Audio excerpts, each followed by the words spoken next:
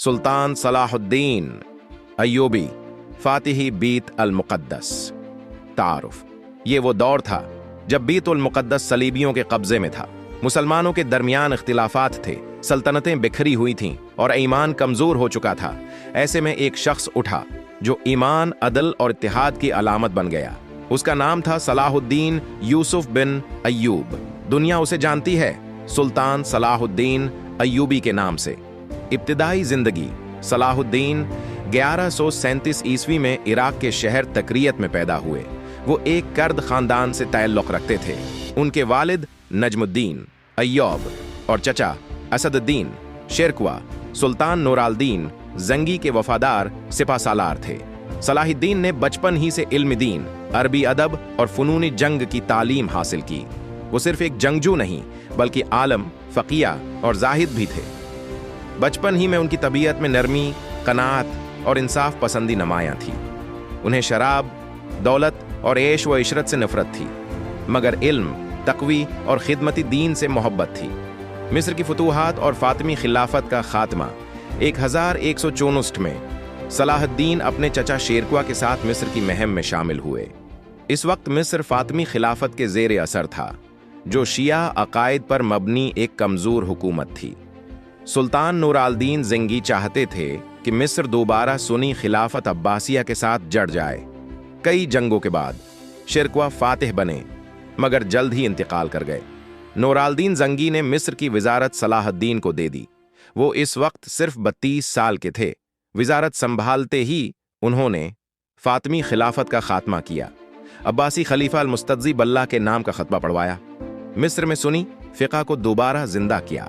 फ़ौज, मईशत और अदलिया को मजबूत बुनियादों पर इस्तवार किया।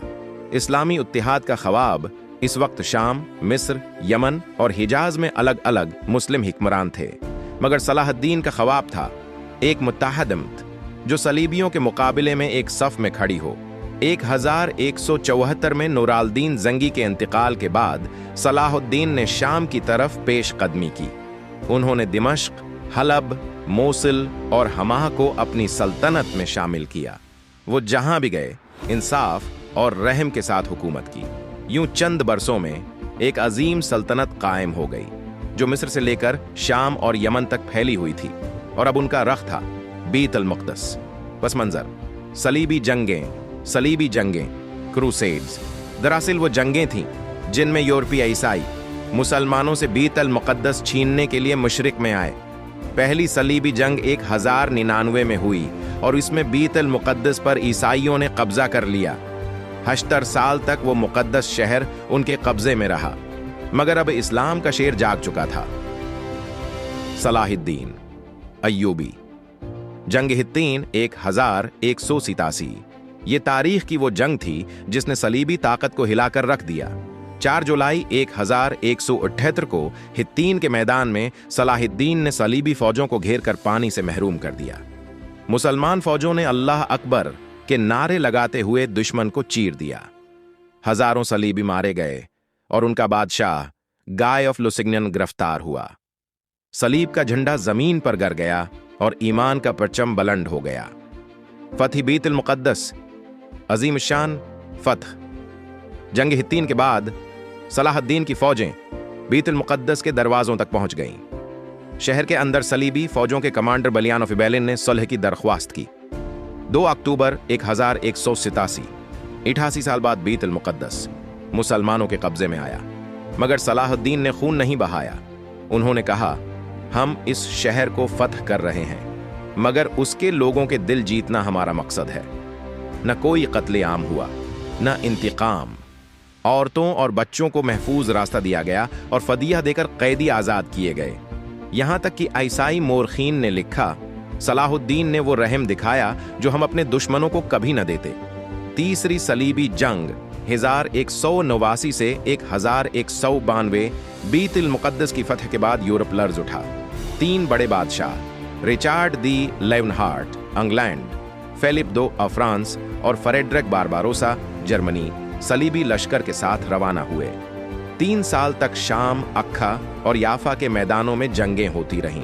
कभी सलीबी जीते, कभी मुसलमान, मगर दोनों तरफ के सिपाही एक दूसरे के किरदार से मुतासिर थे।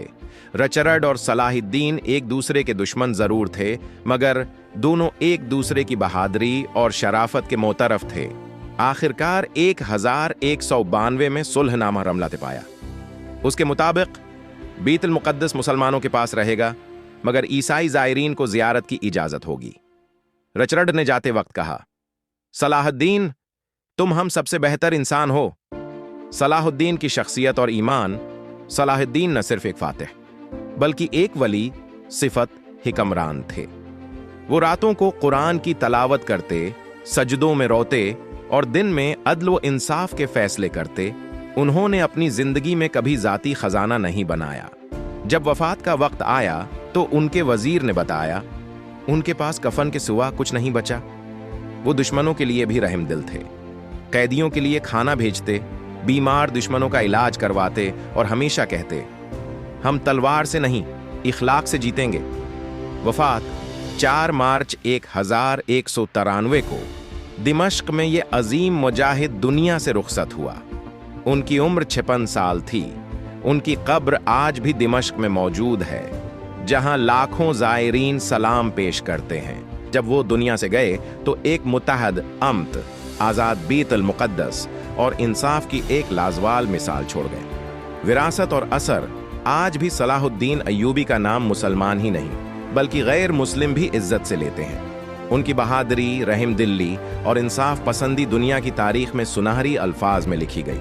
यूरोपी तारीख दान ने लिखा, सलाहुद्दीन वो मुसलमान बादशाह था जिसने अपने दुश्मनों को भी शराफत का मतलब समझाया। वो हमें याद दिलाते हैं कि ईमान, इत्तेहाद और अदल एक अम्त की सबसे बड़ी ताकत हैं। इख्तिताम, सलाहुद्दीन अय्यूबी चले गए, मगर उनका पैगाम जिंदा है। बीतुल मुक़द्दस की फसीलों पर आज भी उनकी याद गूंजती है। उनका ईमान, उनकी गैरत और उनका अदल आने वाली नस्लों के लिए मुशाले राह है। ये थी दास्तान सुल्तान सलाहुद्दीन अय्यूबी, ईमान, किरदार और शजाअत की जिंदा अलामत।